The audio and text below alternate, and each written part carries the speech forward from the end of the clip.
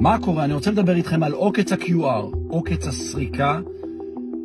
רץ בחול, הגיע עכשיו לישראל, חייבים להיזהר. זה עובד ככה, מקבלים חבילה הביתה, לפעמים חבילה לכאורה מחברה גדולה, ידועה, מחברת ספורט, מחברת בגדים. אתם מקבלים אותה הביתה. פותחים את החבילה, בפנים אין לא בגד ולא שום דבר, יש קוד לסריקה.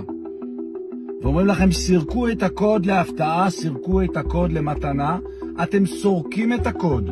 ברגע שסרקתם את הקוד לטלפון, הורדתם תוכנה זדונית, ואפשר להשתלט על הטלפון שלכם.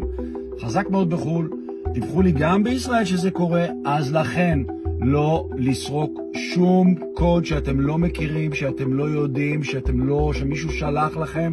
נדמה לכם שזה חבילה בדואר, נדמה לכם שזה מתנה, אבל זה עקיצה שיכולה לעלות לכם ביוקר.